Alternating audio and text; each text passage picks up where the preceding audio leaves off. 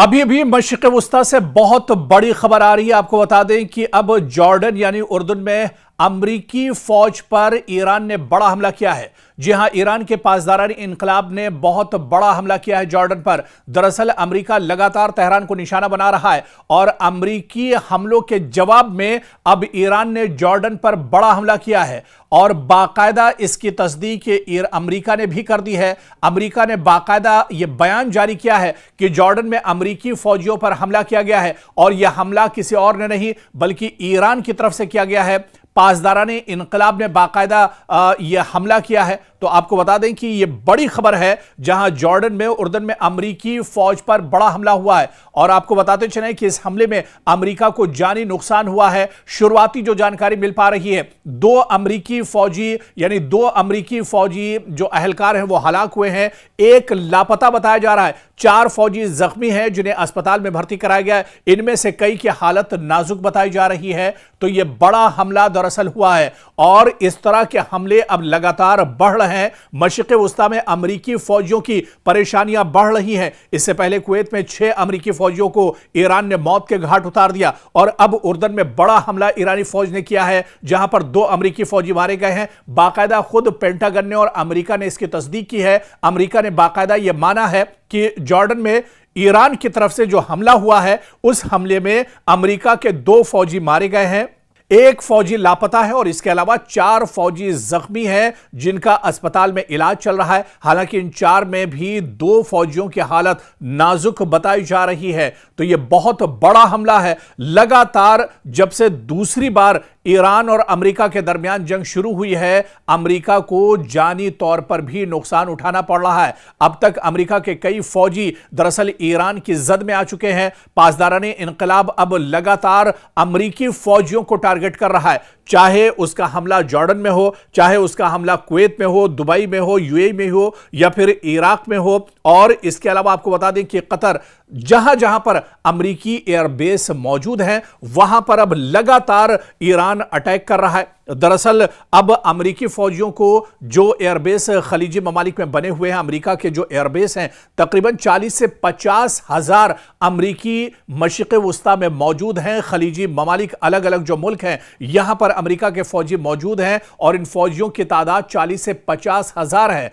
और अब जो एयरबेस पर मशरिक़ वुस्ता के जिन जिन एयरबेस पर अमेरिकी फौजी हैं उन्हें दरअसल वहां से हटाया जा रहा है। अलग अलग जो होटल्स हैं या दूसरी जो महफूज मकाम है वहां पर अमेरिकी फौजियों को रखा जा रहा है। इसके अलावा अमेरिका के सिफारत खाने भी ईरान के निशाने पर हैं और आपको बताते चलें कि अमेरिका के जो सिफारत खाने हैं वो भी अब महफूज नहीं है। चाहे रियाज में सिफारत खाने की बात करें, वहां पर भी ईरान ने इससे पहले हमला किया है। इसके अलावा दुबई और कुवैत की बात करें, यहां पर भी जो सिफारत खाने हैं अमेरिका के वो एक तरह से ईरान के निशाने पर आ चुके हैं। इराक के अंदर जहां पर सबसे बड़ा सिफारत खाना अमेरिका का है उस पर भी हमला किया है और अब जॉर्डन पर लगातार हमले किए जा रहे हैं। जॉर्डन में जो अमेरिकी फौजी हैं उन पर अब दरअसल यह हमला किया जा रहा है और इस बड़े हमले में 2 अमेरिकी फौजी मारे गए हैं, 1 लापता है, 4 जख्मी हैं। तो सवाल यह उठ रहा है कि क्या मशरिक़ वुस्ता एक बड़ी जंग के दहाने पर अब खड़ा है? जिस तरह से अब अमेरिका का जानी नुकसान इस जंग में काफी ज्यादा हो रहा है।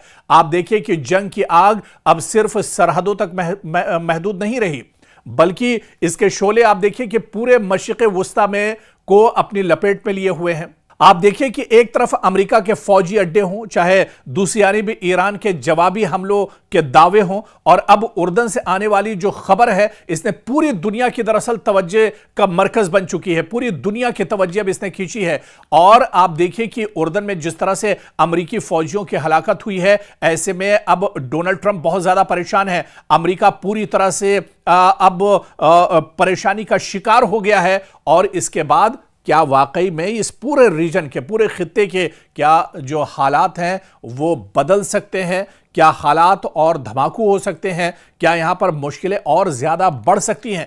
क्योंकि अमेरिकी फौज के मुताबिक, खुद अमेरिकी फौज ने माना है, पेंटागन ने बाकायदा ये माना है कि उर्दन में यानी जॉर्डन में अमेरिकी अफवाज को निशाना बनाने वाले हमले में 2 अमेरिकी फौजी हलाक हुए हैं, 1 अहलकार अभी भी अमेरिका का लापता है, 4 अमेरिकी फौजी जख्मी हैं जिन्हें इलाज के लिए अस्पताल में भर्ती कराया गया है। और अमेरिका ने इस हमले का जिम्मेदार दरअसल ईरान की पासदाराने इनकलाब यानी IRGC को ठहराया है, जबकि ईरान की जानिब से इस इल्जाम पर सरकारी रद्द अमल या जिम्मेदारी कबूल करने की सूरत हाल को लेकर मुख्तलिफ रिपोर्ट सामने आ रही हैं। और अमरीकी फौज ने ऐलान किया है कि इस हमले के बाद ईरान के अंदर बाज अहदाफ पर फजाई हमले किए गए हैं। देखिए, अब अमरीका ने भी पलटवार किया है। अमरीका लगातार पिछले 7-8 दिनों से तेहरान को अटैक कर रहा है। ईरान के अलग अलग हिस्सों पर अमरीका के भी हमले हो रहे हैं और अब अमरीका ने यह माना है कि जॉर्डन में जो अमरीकी फौजी मारे गए हैं, अमरीकी फौजियों पर जो ईरान ने हमला किया है, उसके जवाब में अब अमरीका भी बड़े पैमाने पर तेहरान में एक तरह से हमले कर रहा है। अमरीकी बयान के मुताबिक इन कार्रवाइयों का मकसद उन अनासिर को निशाना बनाना था जिन्हें वॉशिंगटन उर्दन में होने वाले हमले का जिम्मेदार समझता है, और यह कार्रवाई जाहिर करती है कि अमेरिका अपने फौजियों पर हमलों का फौरी फौजी जवाब देने की पॉलिसी पर अमल कर रहा है। दरअसल अमेरिका तो अब घबराया हुआ है, अमेरिका परेशान है, अमेरिका बल्कि यह कह लीजिए कि उसकी हालत एक खिसियानी बिल्ली की तरह से है। अब वो एक तरह से ताबड़तोड़ हमले ईरान पर कर रहा है।